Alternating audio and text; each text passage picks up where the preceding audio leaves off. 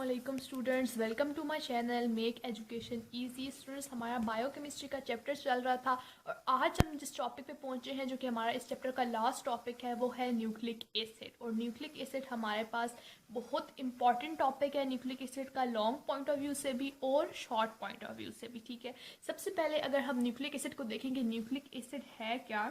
ठीक है, तो न्यूक्लिक एसिड जैसे कि न्यूक्लिक इसके नेम से ही हमें शो हो रहा है कि न्यूक्लिक एसिड जो है हमारे पास ये नाइट्रोजन कंटेनिंग कंपाउंड्स हैं। ठीक है, न्यूक्लिक एसिड क्या है, ये हमारे पास नाइट्रोजन कंटेनिंग कंपाउंड्स हैं कि ऐसे कंपाउंड्स जिनमें हमारे पास नाइट्रोजन प्रेजेंट है, नाइट्रोजन कंटेनिंग कंपाउंड्स। ठीक है, उसके अलावा अगर हम दूसरी बात देखें तो ये नाइट्रोजन कंटेनिंग कंपाउंड है और इनको सबसे पहले ये कहाँ पे फाउंड होते हैं, मतलब इनकी लोकेशन कहाँ है, न्यूक्लिक एसिड होते कहाँ हैं हमारी बॉडी में। तो ये हमारी बॉडी में in the nuclei of cell, nuclei of cell यानी कि हमारी बॉडी में जो सेल है उसके न्यूक्लियस में हमारे पास जो है वो न्यूक्लिक एसिड वो मौजूद होते हैं। अब सबसे पहले हमने न्यूक्लिक एसिड कहाँ से लिया था और किसने हमारे पास सबसे पहले जो है वो न्यूक्लिक एसिड को डिस्कवर किया था, हमारे पास स्विस बायोकेमिस्ट था। ठीक है, बायोकेमिस्ट ने स्विस बायोकेमिस्ट ने सबसे पहले न्यूक्लिक एसिड को डिस्कवर किया था और ये है more than 100 years ago. 100 years पुरानी बात है, यानी 100 साल पहले जो है एक स्विस बायोकेमिस्ट ने हमारे पास न्यूक्लिक एसिड को डिस्कवर किया था। उसने न्यूक्लिक एसिड कहाँ से, सबसे पहले न्यूक्लिक एसिड कहाँ से ऑब्टेन हुआ था, हमने न्यूक्लिक एसिड को सबसे पहले ऑब्टेन किया था फ्रॉम द पस of infected wound.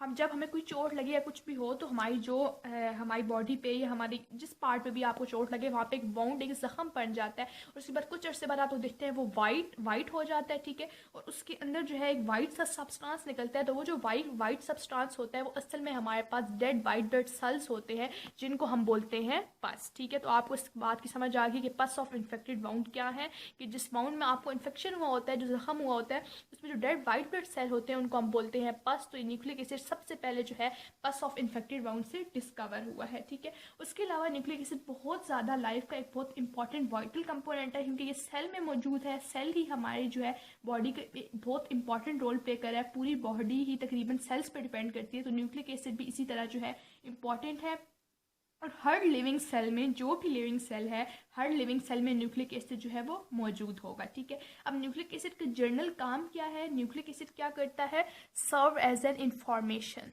Serve as the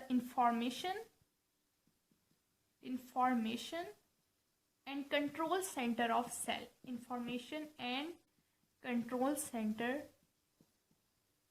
centre of cell. ये सेल का कंट्रोल सेंटर है, यानी सेल को हर काम करने के लिए जो कंट्रोल करता है और जो इन्फॉर्मेशन एक सेल के पास जाती है और बॉडीज के डिफरेंट पार्ट में जो इन्फॉर्मेशन जाती है वो न्यूक्लिक एसिड के थ्रू जाती है। ठीक है, अब न्यूक्लिक एसिड में आगे हमारे पास और भी बहुत सी चीज़ें आती है। न्यूक्लिक एसिड जो है हमारे पास एक लॉन्ग चेन होती है। ठीक है, और न्यूक्लिक एसिड हमारे पास क्या है, एक लॉन्ग चेन है।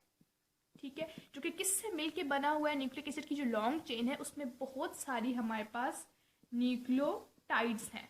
ठीक है, नहीं, न्यूक्लिक एसिड हमारे पास बहुत सी न्यूक्लियोटाइड्स से मिलके एक न्यूक्लिक एसिड की लॉन्ग चेन हमारे पास जो है वो फॉर्म होती है। अब न्यूक्लियोटाइड को हम देखें तो न्यूक्लियोटाइड हमारे पास क्या है, वो मैंने आपको बता दिया है कि न्यूक्लिक एसिड की लॉन्ग चेन है, उनको हम न्यूक्लियोटाइड कहते हैं। अब न्यूक्लियोटाइड के हमारे पास जो है वो 3 मेजर इंपॉर्टेंट कंपोनेंट्स हैं। ठीक है, न्यूक्लियोटाइड में सबसे पहले हमारे पास आती है नाइट्रोजीनियस बेसिस, नाइट्रोजीनियस बेसिस। ठीक है, अभी मैं आपको बता रही हूँ, बाद में मैं आपको बताऊंगी कि नाइट्रोजीनियस बेसिस कौन सी हैं। ठीक है, उसको डिस्कस डिटेल में करूंगी। उसके अलावा हमारे पास पेंटोज शुगर है, सेकंड जिसका कंपोनेंट है वो है पेंटोज शुगर। और पेंटोज शुगर को हम 5 कार्बन शुगर भी कहते हैं। यू नो पेंटा इज 5, तो पेंटोज शुगर को हम 5 कार्बन शुगर भी कहते हैं। उसके अलावा जो लास्ट चीज़ है न्यूक्लियोसाइड में वो है फॉस्फेट ग्रुप।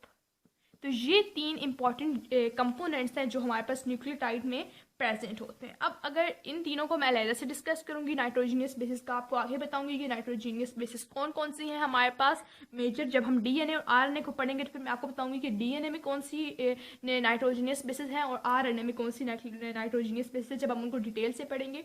उसके अलावा अब न्यूक्लिक एसिड की मैं टाइप्स आप लोगों को बता दूँ तो न्यूक्लिक एसिड की हमारे पास 2 टाइप्स हैं, DNA and RNA.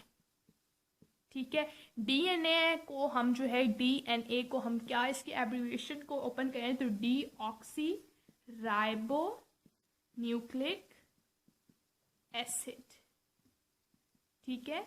D for deoxy, ठीक है, D oxy ribo, N for nucleic and A for acid, तो डी ऑक्सी राइबो, ठीक है। हमारे पास राइबो क्या शो कर रहा है कि इसमें हमारे पास जो है वो राइबोज जो है वो शुगर पाई जाती है। उसके अलावा हम जो है आगे आरएनए, तो इसमें हमारे पास है ये है राइबो न्यूक्लिक एसिड, ठीक है। अब इस पे हमारे पास डीऑक्सी नहीं है, सिर्फ है राइबो, तो यही इन दोनों में मेजर डिफरेंस है। उसके बाद जब मैं आप लोगों को डीएनए और आरएनए का फर्दर स्टडी करेंगे, फर्दर डिटेल में उनका स्ट्रक्चर बताऊंगी डीएनए का भी और आरएनए का भी, तो फिर मैं आपको बताऊंगी वो किस किस तरह जो है वो वर्कआउट करते हैं। उसके अलावा डीएनए की अगर जनरल बताऊं तो डीएनए हमारे पास स्टोर करता है और ट्रांसमिट करता है किस चीज़ को, जो भी जेनेटिक इन्फॉर्मेशन होती है, ठीक है। एक ऑर्गेनिज्म की बिल्डिंग में जो भी जितनी भी जेनेटिक इन्फॉर्मेशन होती है जो पेरेंट टू ऑफस्प्रिंग ट्रांसफर होती है, वो हमारे पास जो है वो डीएनए के थ्रू ही ट्रांसफर होती है। और डीएनए प्राइमरली हर सेल के न्यूक्लियस में जो है वो पाया जाता है, ठीक है। तो ये था आज हमारे पास न्यूक्लिक एसिड का जनरल इंट्रोडक्शन। आगे इसकी टाइप्स को हम डिटेल से स्टडी करेंगे। तो आज के लिए इतना ही वीडियो में। आई होप सो आज की वीडियो आपको अच्छी लगी होगी, और अगर आपको मेरी वीडियोस अच्छी लगती हैं तो वीडियो को लाइक किया करें, चैनल को भी सब्सक्राइब करें और अपने फ्रेंड्स के साथ शेयर भी करें। नेक्स्ट वीडियो में आपसे मिलूंगी, तब तक के लिए अल्लाह हाफिज़।